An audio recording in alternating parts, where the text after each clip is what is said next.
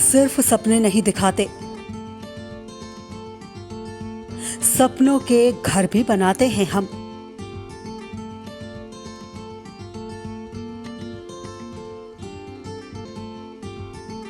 इरादे हो उड़ने के तो हौसलों को पंख लगाते हैं हम।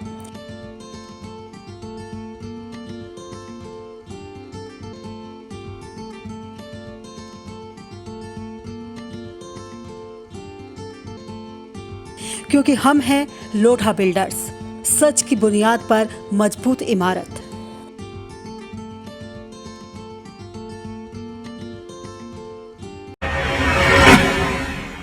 नमस्कार, आप देख रहे हैं इंडिया लाइव 24। आपके साथ मैं हूं राखी खंडूरी। हाजिर हूं तमाम छोटी बड़ी खबरों के साथ। तो चलिए करते हैं खबरों की शुरुआत। छपरा में डॉक्टर प्रीतम यादव आरजेडी नेता के नेतृत्व में छपरा के किसानों और नौजवानों ने भारत की सरकार द्वारा पारित किसान बिल के विरोध में सैकड़ों की तादाद में उपस्थित होकर विरोध मार्च निकाला और धरना दिया। ट्रैक्टर पर सवार होकर डॉक्टर प्रीतम यादव ने अपने साथियों के साथ भरत मिलाप चौक से मार्च निकाला और ये आक्रोश मार्च नगर पालिका चौक पर धरने के रूप में समाप्त हुआ। धरने को संबोधित करते हुए डॉक्टर प्रीतम यादव ने केंद्र की सरकार को उसकी जन विरोधी नीतियों को लेकर चेताया। उन्होंने कहा कि भारत सरकार ने जिस उतावलेपन में अपने पूंजीपति साथियों को फायदा पहुंचाने के लिए किसानों के पेट पर लात मारी है और ये बिल राज्यसभा में बिना बहस बगैर वोटिंग के असंवैधानिक रूप से पास किया गया। ये लोकतंत्र की हत्या है। अन्नदाताओं के पेट पर लात मारना ये देश कभी मंजूर नहीं करेगा। 20 सितंबर को हिंदुस्तान के किसानों के लिए ये काला दिन रहा। केंद्र सरकार ने लोकतांत्रिक ढांचे को बर्बाद कर दिया है। राज्यसभा में बिना बहस के किसानों के अगेंस्ट, किसानों के विरोध में, किसानों के बिना मांग किए हुए एक अत्याचारी कानून लागू किया है। इंडिया लाइव 24 के लिए छपरा से मनोरंजन पाठक की रिपोर्ट। बिहार में भागलपुर के सुल्तानगंज में हो रही लगातार मूसलाधार बारिश से खानपुर पंचायत के इंग्लिश रतनपुर के पास बडुआ नदी का तटबंध टूट गया है। करीब 50 फीट तक टूटे इस तटबंध से बाढ़ जैसे हालात पैदा हो गए हैं। लोगों के घरों में पानी घुस आया है और हजारों एकड़ फसल पानी में डूब गई है। सूचना मिलने पर सीओ शंभू शरण हालात का जायजा लेने दल बल के साथ पहुंचे। जिला परिषद सदस्य बलराम मांझी ने बताया कि बडुआ नदी का बंध टूटने से इंग्लिश, खानपुर, कुमारपुर, रशीदपुर के किसानों की फसल पानी में डूबने से पूरी तरह बर्बाद हो गई है। ऐसे में बिहार सरकार को चाहिए कि वो किसानों की मदद करे। से आप लोग को क्या प्रभावित हुआ है? प्रभावित हुआ है, धान फूटा हुआ खत्म हो गया। धान जो फूटा हुआ था हम लोगों को सब दह गया है। कितना एकड़ आप लोग को क्षति हुआ है? एकड़ तो ये देख लीजिए, अनुभव लगाइए न कितना एकड़ यहाँ से दौलतपुर तक है। ये आप लोग को गांव में भी पानी घुसा है? हाँ, गांव में, कुमारपुर गांव में पानी घुसा था। इंडिया लाइव 24 के लिए भागलपुर से श्यामानंद सिंह की रिपोर्ट। आजाद समाज पार्टी के जिला अध्यक्ष अरुण कुमार पासी के आह्वान पर आजाद समाज पार्टी एवं भीम आर्मी ने संयुक्त रूप से पुरानी बस स्टैंड में धरना प्रदर्शन किया। वहीं धरना प्रदर्शन स्थल पर आयोजित सभा को संबोधित करते हुए आजाद समाज पार्टी के जिला अध्यक्ष अरुण कुमार पासी ने कहा कि देश के हुक्मरान देश को अडानी अंबानी जैसे पूंजीपतियों के हाथों देश को बेचने की साजिश के रूप में रेलवे, हवाई अड्डे, Lal Qila, national highway, LIC, शिक्षा, स्वास्थ्य, ONGC इत्यादि को निजीकरण के माध्यम से नीलाम करते जा रहे हैं, जो बाबा साहब के सपनों पर कुठारा घात है, जो देश की जनता कभी भी किसी भी सूरत में इसे बर्दाश्त नहीं करेगी। साथ ही जिला अध्यक्ष ने कहा कि वर्तमान सरकार ने सभी सेक्टरों को बर्बाद करते हुए अभी जो किसान विरोधी कृषि अध्यादेश लाई हैं, जो देश के लिए बहुत बड़ा दुर्भाग्यपूर्ण है। वर्तमान सरकार नई नीतियां, अध्यादेश लाकर देश को गर्त में मिलाना चाह रही है। जिसको जनता आगामी चुनाव में सबक सिखाने का काम करेगी। इसमें सबसे बड़ा बात है हम लोग का जितना भी सरकारी संस्था है वो सारे संस्था को लगभग निजीकरण करने जा रही है सरकार, और कुछ को तो निजीकरण कर दिया, जैसे रेलवे हुआ, उसके बाद कृषि बैंक हुआ, एग्रीकल्चर ऑफिस हुआ, एयरपोर्ट हुआ, LIC हुआ, ये सारा लगभग जो है ONGC जो है जो बहुत बड़ी सरकारी संस्था थी। इंडिया लाइव 24 के लिए समस्तीपुर से नितेश कुमार की रिपोर्ट। मुख्यमंत्री योगी आदित्यनाथ की 2018 के बजट सत्र में की गई घोषणा के अनुरूप मेरठ कैंट विधायक सत्यप्रकाश अग्रवाल ने शासन से सामुदायिक स्वास्थ्य केंद्र सरकारी अस्पताल के लिए 512.32 लाख रुपए स्वीकृत कराए, जिसकी पहली किस्त के रूप में 50 लाख रुपए आने पर कंकर खेड़ा में संत विहार दांतल में सरकारी भूमि पर अस्पताल का शिलान्यास किया गया।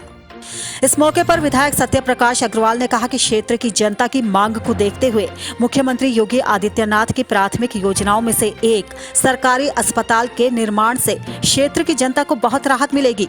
4500 वर्ग मीटर में बनने वाले 2 मंजिला सरकारी अस्पताल में 30 बेड की क्षमता होगी। शिलान्यास के मौके पर आए मेरठ के मुख्य चिकित्सा अधिकारी राजकुमार ने बताया कि इस अस्पताल को तैयार होने का लक्ष्य 2022 तक रखा गया है। वहीं कार्यक्रम में अतिथि के रूप में आए संयुक्त व्यापार संघ के उपाध्यक्ष नीरज मित्तल ने कहा कि चिकित्सा सुविधाओं के लिए क्षेत्र की जनता को अब दूर नहीं जाना होगा। इंडिया लाइव 24 के लिए मेरठ से अमजद रजा की रिपोर्ट। केंद्र सरकार द्वारा पारित 3 किसान अध्यादेशों के विरोध में हरियाणा केंद्रीय में भी बंद का असर देखा गया। यहां किसान यूनियन के आह्वान पर पूरे शहर को बंद किया गया। इस बंद में सर्व कर्मचारी संघ के नेता, व्यापारी और कांग्रेसी नेताओं समेत विपक्ष के कई नेताओं ने किसानों का साथ दिया। इस दौरान किसान नेता मंजीत सिंह ने कहा कि जब तक ये अध्यादेश वापस नहीं लिए जाते तब तक किसान इसी तरह धरना प्रदर्शन करते रहेंगे। तो वहीं सर्व कर्मचारी संघ के जिला प्रधान मलकित सिंह ने कहा कि केंद्र और हरियाणा सरकार की गलत नीतियों के चलते ही कर्मचारी से लेकर व्यापारी और मजदूरों से लेकर किसान तक सभी सड़कों पर है, जिसका खामियाजा आगे सरकार को भुगतना पड़ेगा। बंद का आह्वान किया गया है कि क्या मुद्दे हैं? ये पिछले 3 महीने से किसान सड़कों पे हैं 3 काले कानून को लेके, जो 3 काले कानून बीजेपी लेके आई है उसके विरोध में पिछले 3 महीने से कोई ना कोई आंदोलन कर रहे हैं। पीपल के लिए, ट्रैक्टर के लिए, मोटरसाइकिल पे जाके ट्रैक्टर रैली निकाल के आज उसी आंदोलन का आज हमारा एक हिस्सा है 10 बजे से लेकर 4 बजे तक पूरे भारत बंद आह्वान को, और सभी दुकानदारों से आज जोड़ के रिक्वेस्ट कर रहे हैं कि 10 बजे से लेकर 4 बजे तक दुकानें बंद करें। अगर हमारी फसल नहीं बिकी, जीरी नहीं बिकी, गेहूं नहीं बिकी, कौन बाजार में आएगा? इंडिया लाइव 24 के लिए इंद्री से अमित कुमार की रिपोर्ट।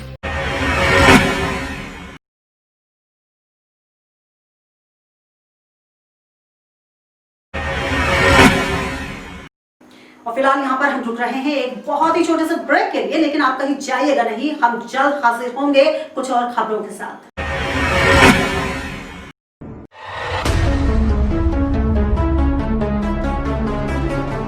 खबरें सिर्फ खबरें न रहें, इनकी तह तक जाएंगे हम। सवाल हो तालीम का या बात हो आपके अधिकारों की, आपके हक की आवाज उठाएंगे हम।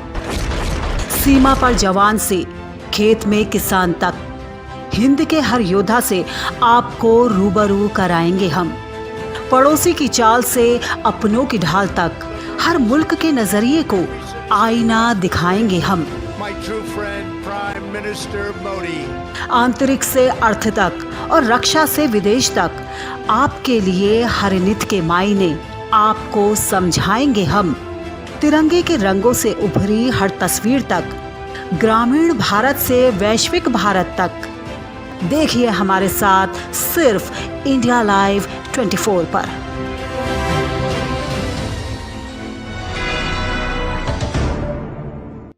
ब्रेक के बाद आपका स्वागत है, तो चलिए बढ़ते हैं आगे। करनाल केंद्र सरकार द्वारा पास किए गए कृषि किसान बिलों के विरोध में आज किसान संगठनों के बंद के आह्वान का असर मिला जुला रहा। किसान संगठनों की ओर से सुबह 10 बजे से लेकर शाम 4 बजे तक बंद का आह्वान किया गया था, जिसको लेकर करनाल में किसानों संगठनों द्वारा आज जलमाना गांव, शेखपुरा गांव, बीरबल रोड, मेरठ रोड पर सड़क प्रदर्शन कर जमकर नारेबाजी की गई। फिलहाल अभी तक किसान संगठनों का धरना प्रदर्शन शांतिपूर्वक चल रहा है। एसपी गंगाराम पुनिया ने कहा कि लोकतांत्रिक तरीके से अपनी बात रखने का सबको हक है। देखिए, विभिन्न संगठनों के आज के बंद के आह्वान के मद्देनज़र पुलिस ने सुरक्षा के माकूल इंतजाम किए हैं। हमने ये सुनिश्चित करने की कोशिश की है कि आम जन को परेशानी ना हो और साथ में ही सारा प्रदर्शन जो भी बंद है वो शांतिपूर्ण ढंग से निपट जाए। इसके लिए हमने विभिन्न पुलिस स्टेशन के अंदर अपनी रिजर्व और कंपनियां तैनात की है और साथ में थाना प्रबंधक और डीएसपी को लगाया गया है। Bureau news India live 24 Karnal. जनपद गौतम बुद्ध नगर में कमिश्नर प्रणाली लागू होने के बाद से माननीय न्यायालय पुलिस आयुक्त गौतम बुद्ध नगर के आदेश के अनुपालन में गैंगस्टर माफियाओं और अपराधियों पर अंकुश लगाने के लिए अपराध से अर्जित उनकी अचल संपत्तियों को कुर्क किया जा रहा है। इसी कड़ी में सुंदर भाटी गिरोह के सक्रिय सदस्य सत्यवीर उर्फ सतवीर बंसल पर गैंगस्टर एक्ट के तहत कार्यवाही करते हुए अपराध से अर्जित जमीन, जिसकी अनुमानित कीमत 4 करोड़ रुपए बताई जा रही है, अचल संपत्तियों को कुर्क किया गया। पूर्व से लेकर अभी तक अनिल दुजाना गिरोह और सुंदर भाटी गिरोह के सक्रिय सदस्यों पर कार्यवाही के दौरान लगभग 40 करोड़ रुपए की संपत्ति को कुर्क किया जा चुका है। देखिए, उत्तर प्रदेश में माननीय मुख्यमंत्री जी के निर्देशानुसार आपराधिक माफियाओं के विरुद्ध एक अभियान चल रहा है, जिसमें उनके द्वारा अवैध धंधों से अर्जित प्रॉपर्टी की कुर्की की जा रही है, सरकार हित में जब्त किया जा रहा है, जिससे उनके हौसले पस्त हो जाएं। उसी अनुक्रम में पुलिस आयुक्त गौतम बुद्ध नगर के आदेशानुसार आज हम लोग सतवीर बंसल की गनौली गांव में आए हैं कुर्क करने के लिए। इंडिया लाइव 24 के लिए गौतम बुद्ध नगर से प्रतीक गुप्ता की रिपोर्ट। यूपी के भदोही में कांग्रेसी कार्यकर्ताओं ने किसान बिल के खिलाफ विकास भवन के सामने विरोध प्रदर्शन किया और सरकार के खिलाफ जमकर नारेबाजी की। कांग्रेस जिला अध्यक्ष देवनारायण यादव ने मोदी सरकार द्वारा पास किए गए तीनों किसान बिलों को किसानों के साथ सरासर बेईमानी बताया। साथ ही इन बिलों को किसानों को गुलाम बनाने की नीति करार दिया। उन्होंने कहा कि देश के किसान इस गूंगी बहरी और हिटलर शाही सरकार को उखाड़ फेंकेगी। देखिए, मोदी सरकार किसानों के विरोध में काम कर रही है और जो ये बिल किसानों के विरोध में लाई हुई है और ये जो लागू कराना चाह रही है कहीं से उचित नहीं है। इसमें किसानों का कहीं से हित नहीं हो रहा है, किसानों के साथ बहुत गलत कर रही है।